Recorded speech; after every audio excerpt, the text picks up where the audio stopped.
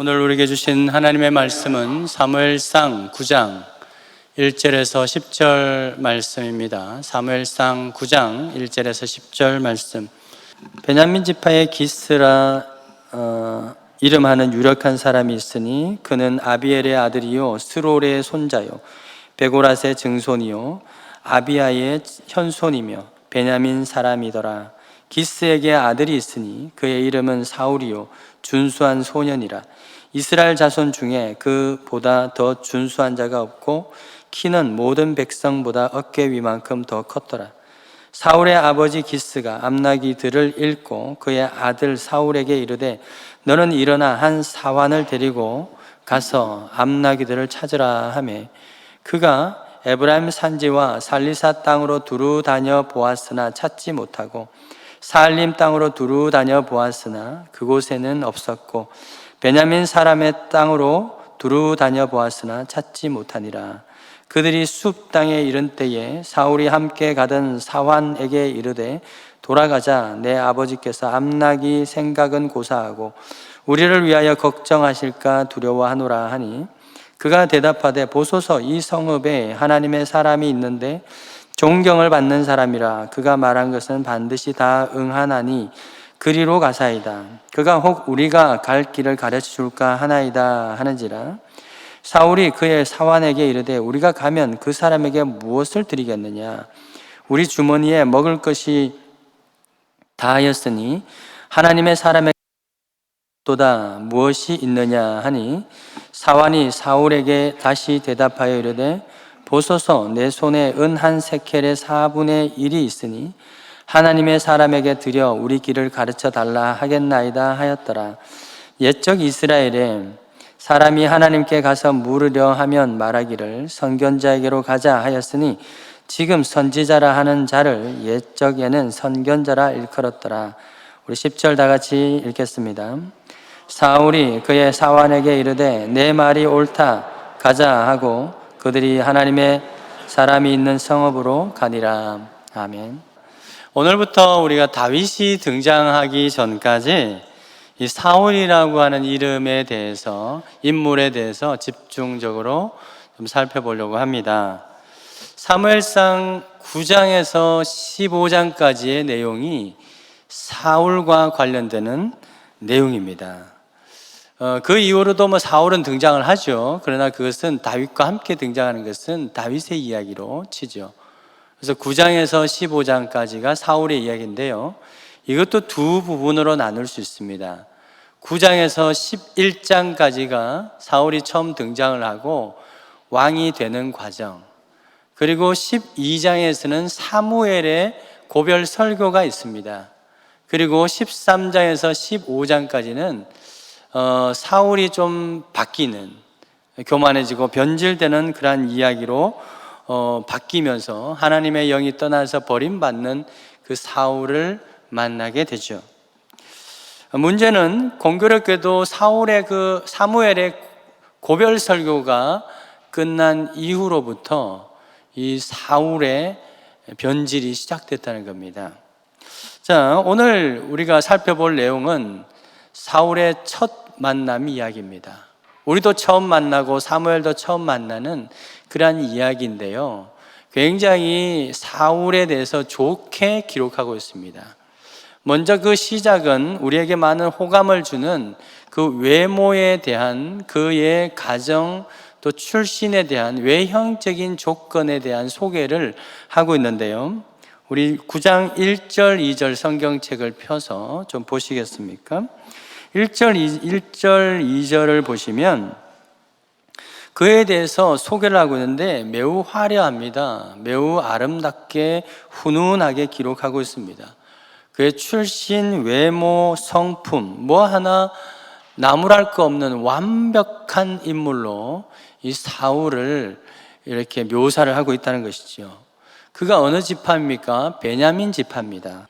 에브라임 지파하고 베냐민 지파하고는, 베냐민과 에브라임하고는요 삼촌이고 조카가 됩니다. 베냐민의 형이 누구죠? 요셉이죠. 요셉의 아들이 누구예요? 에브라임과 므낫세죠. 그러니까 삼촌과 조카의 사이가 되는 그러한 지파인데, 정치적으로는 유다 지파에 나중에 손을 잡게 됩니다. 그래서 이후에 성경을 보면 유다 지파와 베냐민 지파가 항상 같이 기록되는 것을 보게 돼요. 같이 행동을 합니다. 그런데 작은 지파인데, 유다 지파는 굉장히 큰 주도권을 가지지 않습니까? 이 작은 지파인데도 불구하고 결코 그 이름이 빠지지 않는다는 거예요. 그냥 유다 지파 그냥 훅 해버리면 될 텐데 빠지지 않고 계속해서 가고 있습니다.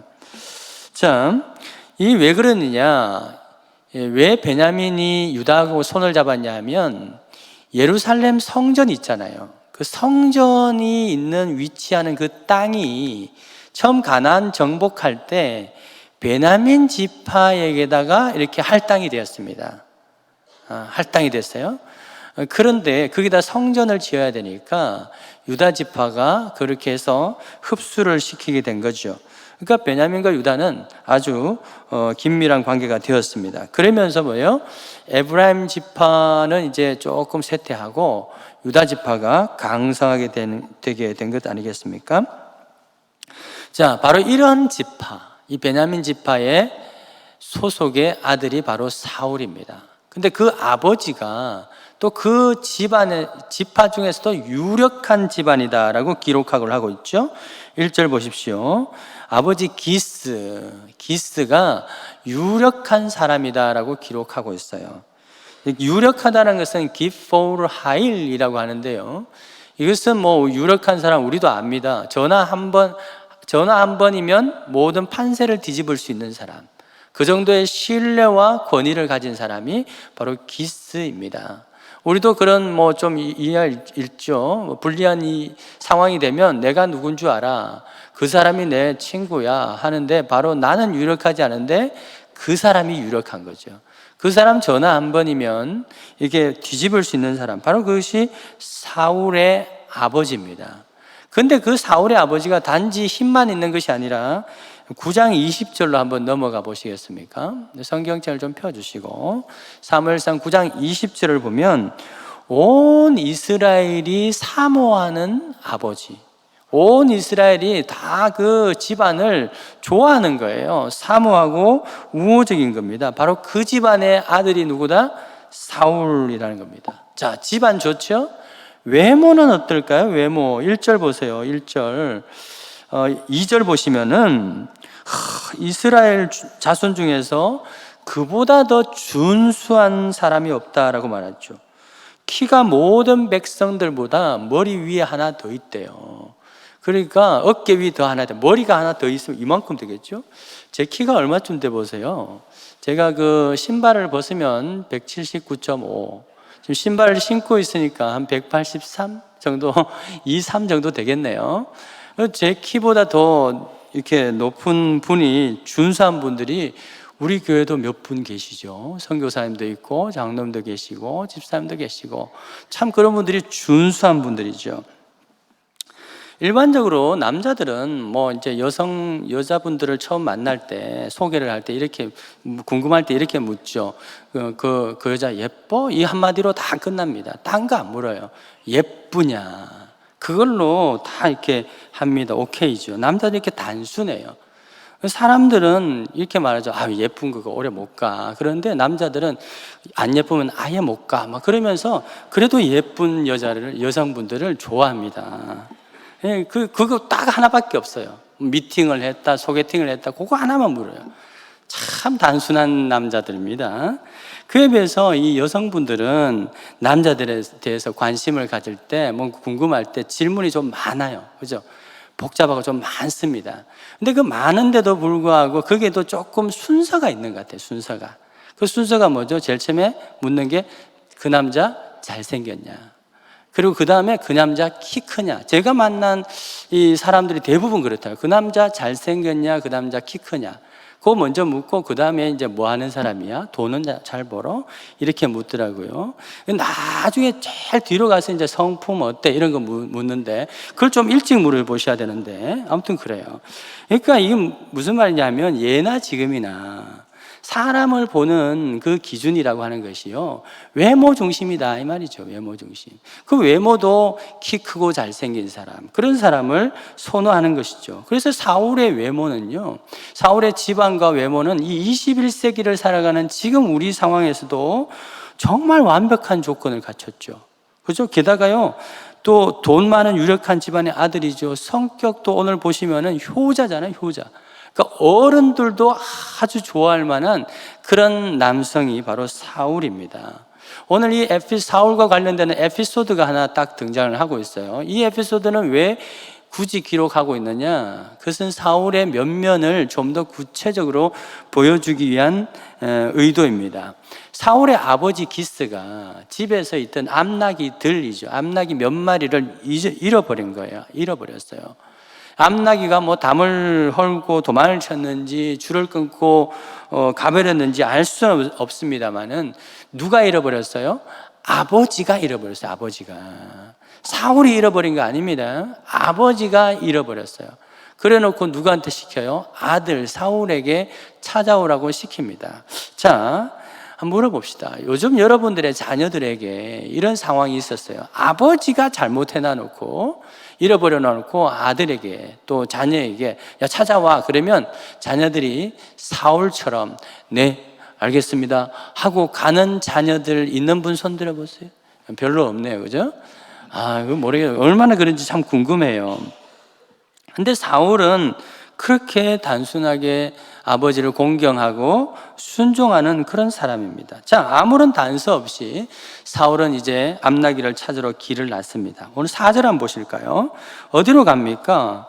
에브라임 산지 살리사 땅으로 두루 다닙니다. 사흘을 저 동네를 다 다니면서 나귀를 찾아다닌 것이에요. 자, 그런데 그렇게 다니면서도 오히려 아버지를 걱정하죠. 5절 보실까요? 5절 보시면 사환에게 이런 말합니다. 사흘이 지나고 나서 이제 돌아가자. 아버지가 걱정하실라 하면서 돌아가려고 합니다. 저는 이 사울의 이 오늘 말씀을 쭉 보면서요, 사울의 여러 가지 면면들을 보게 되지만 참 장점이 많은 사람이에요. 그죠? 그런데 거기서 결정적인 단점 하나를 발견하게 되는데요. 그것은 뭐냐면 사람이 순종자라고 단순하고 효자이긴 한데 뭐가 없다? 센스가 없다. 센스가 없다. 그래서 좀 답답해 보여요. 여러분 암나기를 찾으러 사흘을 다녔는데 사흘의 방향은 어디예요? 이쪽 방향이죠. 그죠? 이쪽 방향, 북쪽을 향해서 사흘 내내 한쪽 방향을 정한 거예요. 방향을 이쪽이다. 뭐 이걸 때렸든지 말았든지 이쪽이다 정해놓고 사흘을 내내 다닙니다. 그런데 10장 2절을 한번 보시겠습니까? 넘어가 보세요. 10장 2절을 보시면 암나기를 찾은 곳이 어디냐면 베냐민 경계 셀사에 있는 라헬의 묘실이야. 라헬의 묘실은 어디냐면 왼쪽 끝에 있어요. 왼쪽 끝에. 저는요 진짜 이렇게 센스 없는 사람하고 같이 일을 하면요 제가 막 심장이 터져요.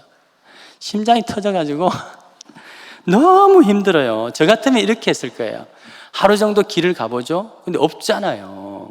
사람들 물어봐도 없는 거예요. 그러면 여기가 이 길이 아닌가 보다 하고 반대편으로 갔지 않았을까요? 저 같으면 그렇게 했을 것 같아요. 근데 사울은 주구장창 한 번 정한 대로 쭉 가는 거예요. 쭉 사흘 동안 쭉 갑니다. 여러분 이런 율법이 있어요. 출애굽기 23장 4절에 보면 이런 율법이 있어요.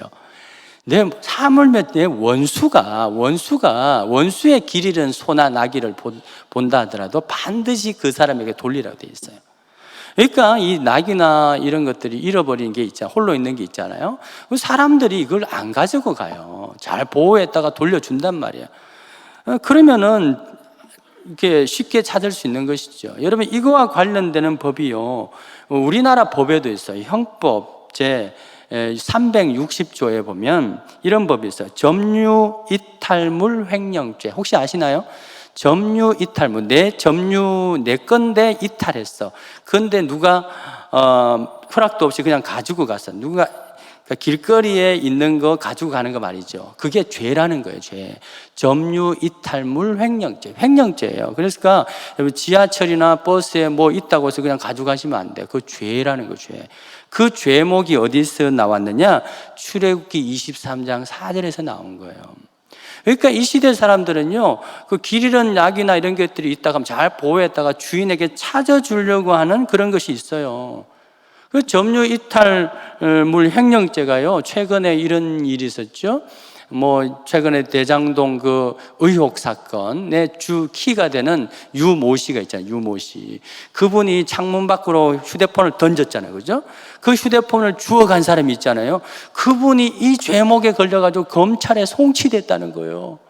여러분, 그러니까 함부로 여러분들 길거리에 뭐 있다고 해서 가져가시면 안 돼요. 그러니까 이 시대 사람들도 마찬가지예요. 길거리에 잃어버린 나귀가 있다. 잘 보호했다가 이렇게 돌려주려고 하는 그런 율법이 가지고 있어요. 그래서요, 센스 있는 사람이라면요, 주변 사람들에게 막 알렸을 겁니다. 혼자 돌아다니는 낙이 없던가요? 일단에 무리 나귀가 없던가요? 그렇게 알려주면 살해하겠습니다. 그렇게 하면 쉽게 찾았겠죠. 근데 사울은요, 한쪽 방향을 잡고 사흘 동안 쭉 가는 거예요. 단순한 것입니다. 여러분, 그런데 문제는 뭐냐? 이런 아들을 두고 있는 아버지는 너무나도 힘든 거예요. 여러분, 아버지가 염려하기 시작합니다. 자, 아버지는 나귀가 어느 쪽으로 갔는지 어느 정도 예상을 했어요. 예상을 해서 아들이 안 돌아오니까 걱정을 하는 거예요. 걱정을 합니다. 그러면서 나귀가, 아버지가 찾으러 나서는 거죠. 아버지는 나귀가 어디로 갔는지 대강 짐작을 하고 있습니다. 왜 그렇습니까? 나귀가 어디서 발견됐어요? 라헬의 묘실. 라헬이 누구라고 했어요? 베냐민의 어머니. 그러니까 이 베냐민 지파의 원조가 되는 바로 그곳이면 기스, 아버지가 평소에 나귀를 타고 자주 갔을까요? 안 갔을까요? 갔겠죠. 그러면 이 나귀들이 집을 뛰쳐나왔어요. 어디로 갔을까요? 본능적으로 평소에 가던 곳을 가지 않을까요? 이런 김유신의 말 사건 모르십니까? 그런 거잖아요. 그 정도로 예상을 했겠죠. 여러분, 그래서 아버지도 아들에게 시키면서 그렇게 생각을 하지 않겠냐라고 하는 그런 생각 정도를 가지고 시켰겠죠. 그런데 사울은 주구장창 이쪽으로 가는 거예요. 그래서 불안하게 되는 것입니다. 10절, 2절을 보세요. 아들의 안위를 걱정하는 아버지 기스를 만나게 되죠. 아버지는 이런 겁니다. 답답해. 내가 뭘 하나 시켰는데 또 3일이나 어디 갔나. 답답해. 내가 괜히 시켰지. 이런 마음으로 지금 안위를 걱정하고 있는 것 아니겠습니까? 문제는요, 여러분, 이러한 사울의 여러 가지 조건들, 외모, 성품 이런 것들이요, 이 이스라엘의 초대 왕으로 세워지기에는 너무나도 적절했다는 거예요. 왜 그럴까요? 첫 번째, 이스라엘 백성들의 관점에서 한번 봅시다. 첫 번째는 뭐냐면, 일단 외모가 출중하죠. 그들이 왕을 요구한 게 뭐예요? 우리도 다른 나라들처럼이잖아요. 다른 나라들 같이. 그러니까 다른 나라 왕들 보니까 멋있거든. 그러니까 뭔가 외모도 출중하고, 그러니까 백성들에게 이제 만족을 줄 수 있는 것이죠. 그래서 나라를 대표하는 왕이라면요, 어디 가서 막 빛도 나고 키도 크고 막 그렇게 해야지 또 좋지 않겠습니까? 그래서요, 또 이 키도 크고 골격도 장대해야 싸움터에 딱 나가면 적군들이 보면서 먼저 딱 이렇게 기가 죽고 말이죠, 기선을 제압할 수 있겠죠. 그런 점에서 사울은 외모로서는 굉장히 완벽한 조건을 가졌어요, 왕으로서. 두 번째는 뭐냐면 바로 이 베냐민 지파라고 하는 사실이죠. 그리고 그 아버지가 온 이스라엘의 사랑을 받았댔잖아요. 사모함을 받았댔잖아요. 이건 뭘 말하는 거야? 특별히 적이 없었다는 거예요. 적이. 자, 에브라임 지파와 이 에브라임 지파죠. 그리고 유다 지파는요, 완전히 둘이서 강대강으로요, 이 서로 막 주도권 싸움이 아주 대단했어요. 에브라임 누가 있죠? 여호수아. 유다에 누가 있죠? 갈렙. 두 사람은 친했는데 그 이후의 사람들이 막 주도권 싸움. 누가 주도권을 잡냐. 그 나중에 결국 남과 북으로 갈리지 않습니까? 그런 상황 가운데서 그러니까 둘 중에 누구를 왕으로 세울 수 있어요? 없어? 없다는 거예요. 그래서 중간에 있는 베냐민 지파를 딱 세웁니다. 왜? 적이 없는 거예요. 적이 없다는 건 어떤 의미일까요? 위협의 대상이 되지 않는 거예요. 맞죠? 크게 위협의 대상이 되지 않습니다. 저는 왕 세워도 크게 우리가 또 마음대로 할 수 있겠다 이런 어떤 느낌이 있었겠죠. 자, 그래서 또한 이 베냐민 지파는요, 둘 사이에서 중립을 잘 지키고 있어야 그들이 또 살아남을 수 있는 것입니다. 그러니까 적이 없었던 거죠. 세 번째, 또 사울은 어떤 사람이냐, 왜 왕이 될 수 있었냐 하면 이게 그의 성품이에요. 성품. 이게 이 사람이 덩치만 컸지 겁쟁이잖아요. 소심한 거예요. 여러분 아시죠? 사울이 소심하니까 나중에 뭔 말 한마디 들어가지고 다윗을 그렇게 질투를 하지 않습니까? 예? 그 소심한 거예요. 겁쟁이죠. 사울을 겸손하다라고 말하기엔 조금 부적절한 것 같아요. 왜? 성격 자체가 소심해서 그래요. 근데 한 예를 보시면요, 사무엘상 10장 22절에 사무엘이 사울을 이제 왕으로 선포하려고 부릅니다. 찾아요. 근데 그가 어디 있어요? 그 진보다리 사이에 숨어 있습니다. 무서워가지고 내가 어떻게 왕을 해요? 겸손히 한 것이 아니죠. 겁이 많은 거예요. 소심한 것입니다. 그래서 이 사울은요, 권력에 별로 생각이 없고 덩치 크고 소심한 농부에 불과했던 것입니다. 여러분, 그런데요, 이 소심하다는 것이 단점만 있는 게 아니죠. 그죠? 단점만 있는 게 아니에요. 2018년도에 서점가에서 베스트셀러가 하나 있는데요, 아주 재밌는 책입니다. 소심해서 좋다라는 책이 있어요. 여러분 아시면 혹시 읽어보셨어요? 우리 교인들은 좀 많이 읽어보셨어야 됐었는데, 소심해서 좋다. 이 책의 작가가요, 조금 소심해요. 그래서 그 보면 자기 이름도 내지 않고요, 필명, 왕고래라고 하는 필명을 사용합니다. 우리는 왕고래가 누군지 알아요? 몰라요? 아시는 분이 좀 있어야 되는데, 그런데 제가 이름을 밝히고 싶지만 이 작가께서 자기 컨셉이 이름을 안 밝히는 거래요. 그래가지고 저도 안 밝힙니다. 이표리 집사님 맞죠? 예, 집사님 아들. 예, 내 성격이, 혹시 내 성격이 소심하다 하시는 분들은요, 그 책을 꼭 읽어보세요. 본인의 성격의 장점이 얼마나 많은지를 그 책을 통해서 발견할 수 있습니다. 여러분, 모든 성격에는요, 장점과 단점이 있죠. 소심하다는 것은요, 겁이 많은 사람처럼 보여요. 그래서 많은 사람들이 이 사울을 왕으로 딱 세운 겁니다. 처음에 왕을 세워달라고 요구한 이스라엘의 그 장로의 입장에서도 보면은 사울 정도면 우리가 요리조리 요리할 수 있겠다 생각했던 것이죠. 소위 말 잘 듣겠다 싶은 사람이 왕이 되는 것 크게 나쁘지 않았던 것입니다. 그런데 문제는 소심할수록 고집이 셀 수 있다라고 하는 그 경량성을 이들이 몰랐던 것 같아요. 나중에 보면 알 수 있잖아요. 그죠? 자, 그래서 사울에 대해서 가장 객관적으로 정확하게 평가한 사람들이 있어요. 누군지 아세요? 10장 27절로 한번 넘어가 보시겠습니까? 그 보시면 불량배들이 등장해요. 불량배들. 사울이 왕이 되고 나서 불량배들이 사울에 대해서 뭐라고 말하냐면, 아니 이 사람이 어떻게 우리를 구원하겠느냐 라고 말합니다. 여러분, 원래 불량배들은요 솔직합니다. 그죠? 이 장점이 있어요. 솔직해요. 정치인들은 앞에 말 뒤에 말 다른데 불량배들은 앞뒤 똑같아요. 이 전문용어로 아싸리하다 그러죠. 이게 일본어더라고요. 아싸리합니다. 그러니까 불량배들이 딱 보는 그 관점, 사울에 대해 보는 관점이 정확한 거예요. 이 사람이 무슨 구원을 하겠느냐. 아무 능력이 없다는 것이죠. 덩치만 컸지 능력이 없다는 것이죠. 자, 그렇다면 그것이 이제 그런 사람을 이스라엘 백성들을 초대 왕으로 세운 거예요. 왜? 자기들이 왕도 있으면서 자기들이 요리하기 쉬우니까. 그렇다면 여러분, 하나님은 왜 사울을 초대 왕으로 삼았을까 하는 거죠. 그 이유는 사울이라고 하는 인물이 결국 여호와께서 이스라엘의 왕이시다라고 하는 것을 나타내기에 적합했기 때문에 그렇습니다. 자, 인간적으로 사울은 호대가 멀쩡했지만 아무 능력이 없죠.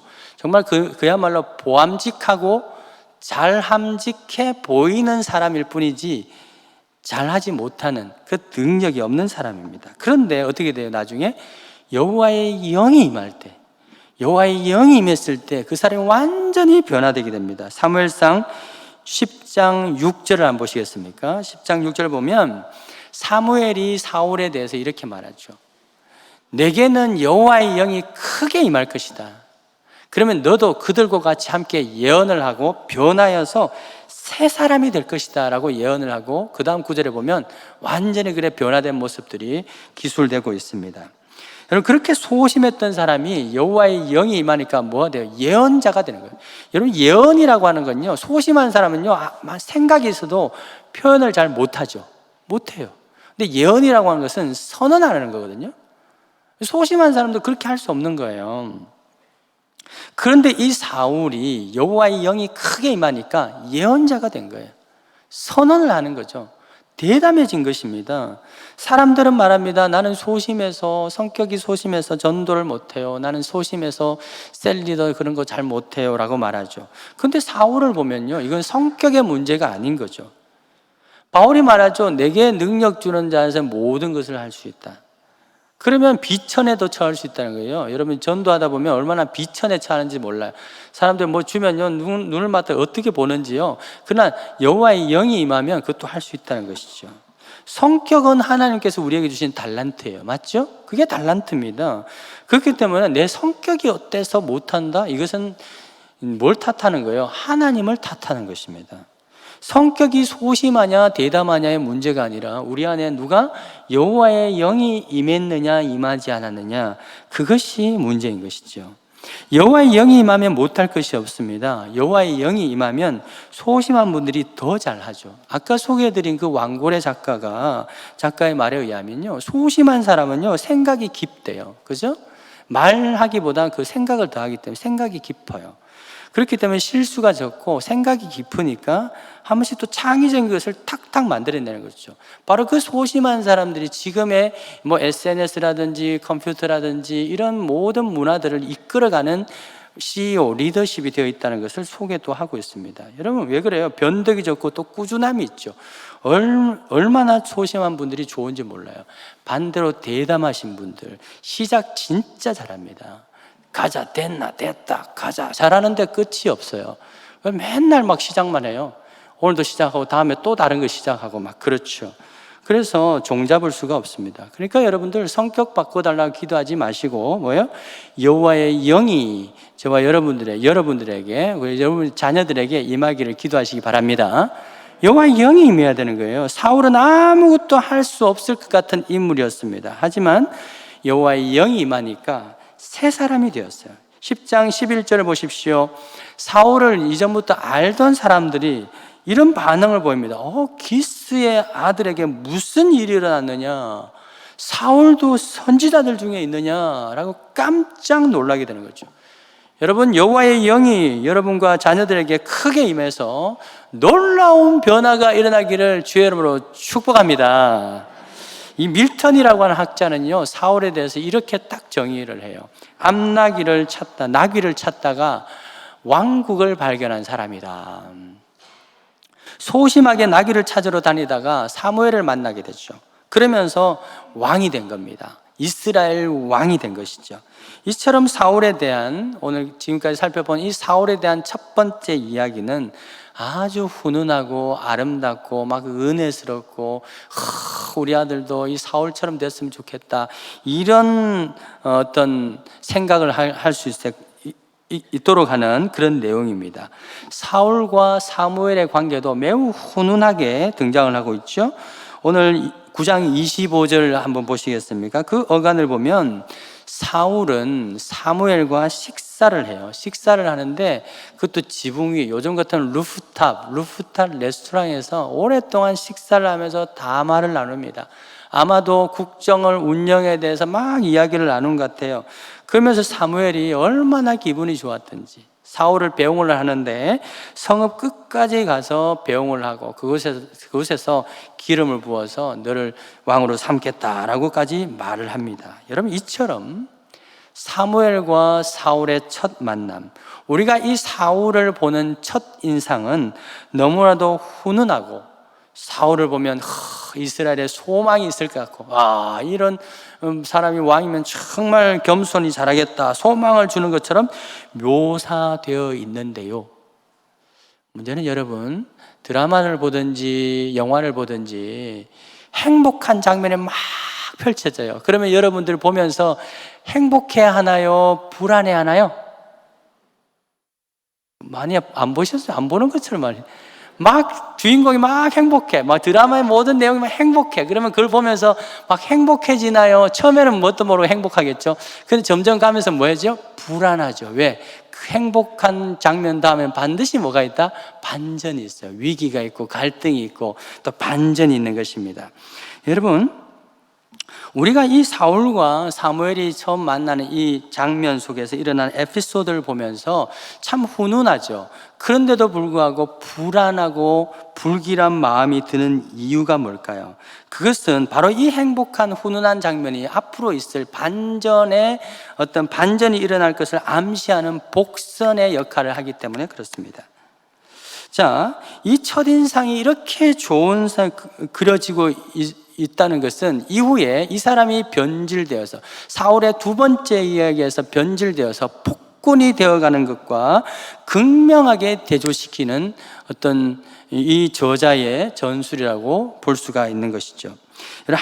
또한 하나님의 영으로 충만했을 때의 사울의 모습이 이렇게 부각되고 있습니다. 그것은 나중에 하나님의 영이 떠났을 때 사울의 모습과 완전히 대조되는 것입니다. 그러니까 결국 이 사울을 통해서 뭘 알 수 있습니까? 하나님의 영이 있느냐 없느냐를 통해서 사람이 변화된다는 것이죠.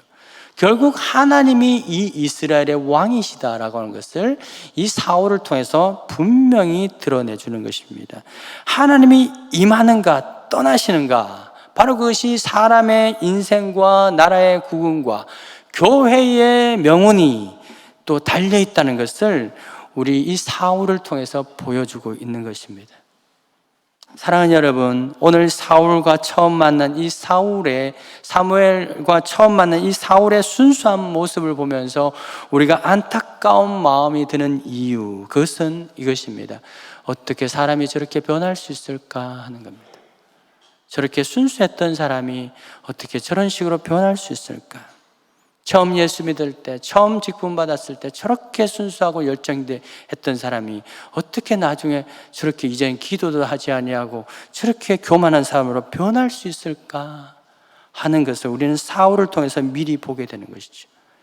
부디 주님을 처음 만났을 때 순수함을 잃어버리지 아니하고 끝까지 여호와의 영으로 충만한 저와 여러분 될 수 있기를 주의로 축원드립니다. 우리의 삶이 그리스도 예수를 왕으로 모시는 삶이 되기를 축원드립니다.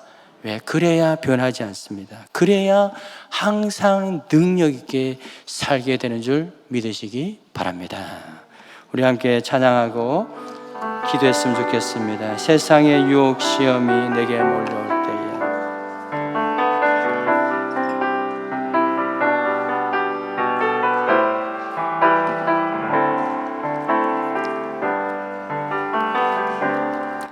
세상의 유혹 시험이 내게 몰려올 때에 나의 힘으론 그것들 모두 이길 수 없네.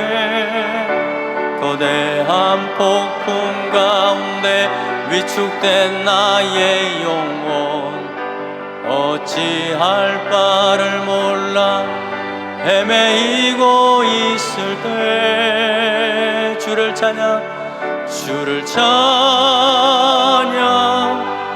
손을 들고 찬양 전쟁은 나에게 속한 것 아니니 주를 찬양